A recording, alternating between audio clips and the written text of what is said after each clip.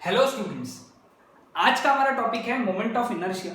Okay, ये concept इसीलिए important है क्योंकि इसके आगे से लेके तो एंड तक जितना भी चैप्टर है सभी जगह ये कंसेप्ट यूज होगा।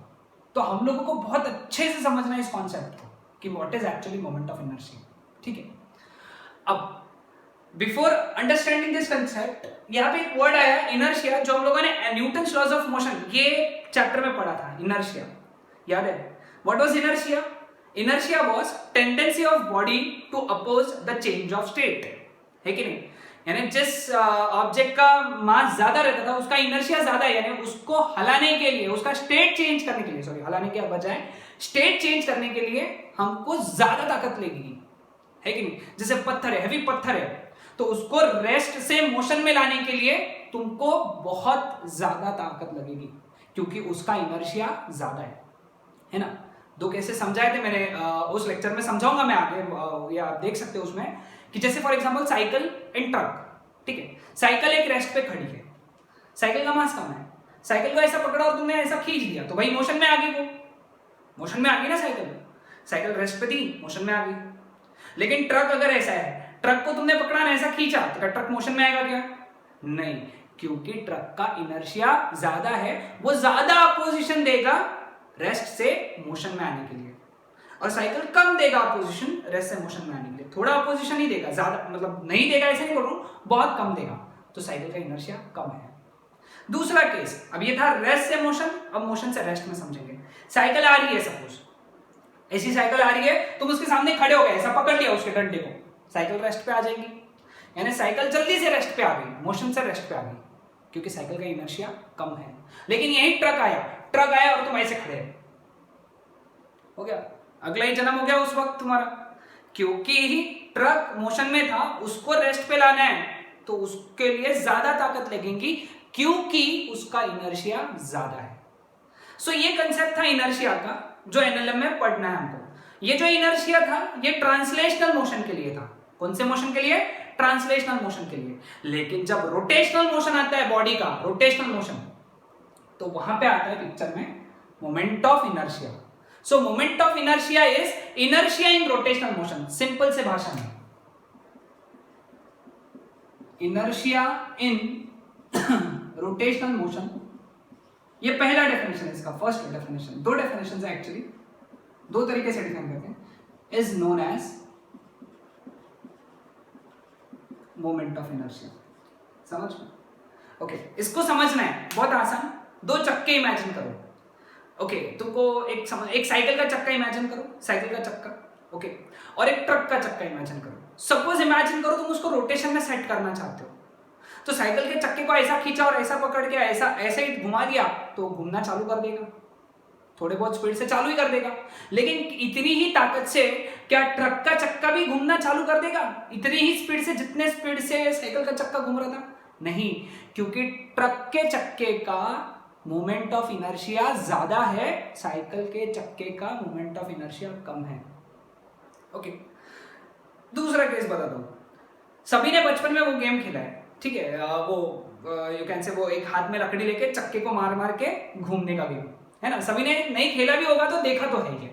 इमेजिन करो एक ऐसा चक्का आ रहा है, रोटेट कर करके आ रहा है, साइकिल का चक्का आ रहा है, तुम उसको ऐसा पकड़ लोगे तो रुक जाएगा, उसका रोटेशन रुक जाएगा, है ना, क्योंकि उसका मोमेंट ऑफ इनर्शिया कम है। लेकिन क्या यही ट्रक का चक्का आएगा उतनी ही स्पीड से, तो तुम ऐसा पकड़ के उसको रोक सकते हो क्या? नहीं भाई, तुमको तो आर पार करके निकल जाएगा वो। द रीजन इज क्योंकि वो ट्रक के चक्के का मोमेंट ऑफ इनर्शिया ज्यादा है। So what is inertia? Moment of inertia, moment of inertia is inertia या अपोजिशन टू रोटेशनल मोशन, या इनर्शिया इन रोटेशनल मोशन या opposition to rotational motion is known as moment of inertia. ठीक है, तो ये हो गया इसका कंसेप्चुअल फॉर्म। जो दूसरा डेफिनेशन पढ़ाऊंगा ना, second definition, that will explain you mathematical form of moment of inertia. It is defined as product of mass of the body and its perpendicular distance from axis of rotation. Very simple. Product of mass of the body and its perpendicular distance, a square of perpendicular distance from axis of rotation. Okay. यानी imagine करो ये object इस axis of rotation के about घूम रहा है, ये axis of rotation है, सॉरी ये ऑब्जेक्ट ऐसा घूम रहा है, ऑब्जेक्ट का मास है m और ऑब्जेक्ट का डिस्टेंस है r, कहां से लेकिन एक्सिस ऑफ रोटेशन से। तो ये जो ऑब्जेक्ट घूम रहा है इसका moment of inertia is given by mass into distance square, ठीक है। सपोज अपने पास में ऐसे दो तीन ऑब्जेक्ट्स है, ये दूसरा मास है, ये डिस्टेंस r1 है, इसका डिस्टेंस है r2, ये तीसरा मास है m3, इसका डिस्टेंस है r3। तो अब अगर ये सिस्टम ऑफ मासेस हैं तो इस केस में moment of inertia is defined as m1 r1 square plus m2 r2 square plus m3 r3 square,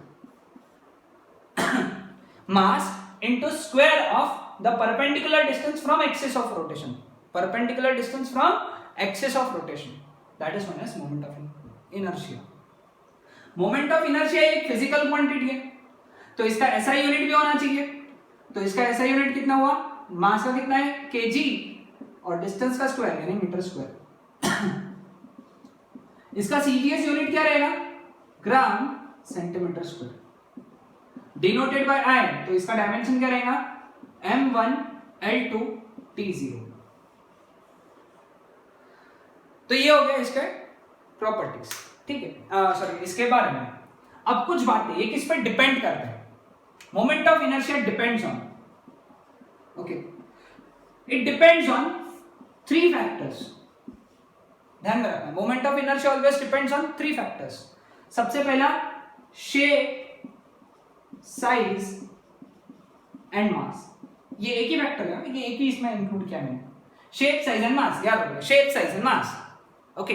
body के शेप पे डिपेंड करता है, बॉडी के मास पे डिपेंड करता है, बॉडी के साइज पे डिपेंड करता है, यानी अलग अलग शेप के बॉडीज के लिए अलग अलग मोमेंट ऑफ इनर्शिया, अलग अलग मासेस के बॉडीज के लिए अलग अलग मोमेंट ऑफ इनर्शिया, अलग अलग साइजेस के लिए अलग अलग moment of inertia, very simple. दूसरा position and orientation of axis of rotation, यानी एक्सिस ऑफ रोटेशन का ओरिएंटेशन कैसा है और उसका पोजीशन क्या है, कहां पे है ना। जैसे फॉर एग्जांपल ये एक बॉडी है, ओके, ये एक्सिस ऑफ रोटेशन है, ये मास है m, इसका डिस्टेंस है r, तो इसका मोमेंट ऑफ इनर्शिया कितना हो गया mr स्क्वायर। अब मैंने नया एक्सिस ऑफ रोटेशन रखा है, ये पहला एक्सिस ऑफ रोटेशन था a1, ये दूसरा एक्सिस ऑफ रोटेशन, इसका डिस्टेंस है 2r, तो दूसरा मोमेंट ऑफ इनर्शिया कितना रहेगा m into 2r square. Moment of inertia बदल गया ना, क्योंकि एक्सिस ऑफ रोटेशन का पोजीशन बदल गया। इनफैक्ट ये डिपेंड करेगा ओरिएंटेशन पे। ओरिएंटेशन पे कैसा है तुमको आगे समझ में आएगा जब मैं थ्योरम ऑफ पैरेलल एक्सिस और थ्योरम ऑफ परपेंडिकुलर एक्सिस समझाऊंगा, अभी इतना ध्यान में रखो, ठीक है। And third is distribution of mass. Mass कैसा डिस्ट्रीब्यूटेड है, ओके, यानी सपोज फॉर एग्जांपल ये समझाता हूं मैं, पॉइंट देखो, ठीक है। सपोज एक्सिस ऑफ रोटेशन से मास यहां तक डिस्ट्रीब्यूट है, तो इसका मोमेंट ऑफ इनर्शिया कम आएगा, लेकिन एक्सिस ऑफ रोटेशन से मास यहां तक डिस्ट्रीब्यूट है, दूर तक डिस्ट्रीब्यूट है, यानी एक्सिस ऑफ रोटेशन से बहुत दूर तक मास डिस्ट्रीब्यूटेड है, दूर तक, तो उस केस में मोमेंट ऑफ इनर्शिया बढ़ जाएगा। यानी जितना दूर तक मास डिस्ट्रीब्यूट रहेगा उतना मोमेंट ऑफ इनर्शिया ज्यादा रहेगा, जितना पास में मास डिस्ट्रीब्यूट रहेगा एक्सिस ऑफ रोटेशन से उतना मोमेंट ऑफ इनर्शिया कम रहेगा। तो ये 3 फैक्टर्स हैं जिसपे मोमेंट ऑफ इनर्शिया डिपेंड करते हैं, ठीक है। अब नेक्स्ट कंसेप्ट जो है ना, लास्ट कंसेप्ट है मोमेंट ऑफ इनर्शिया का, moment of inertia for continuous distribution of mass. कैसे distribution of mass, continuous distribution of mass.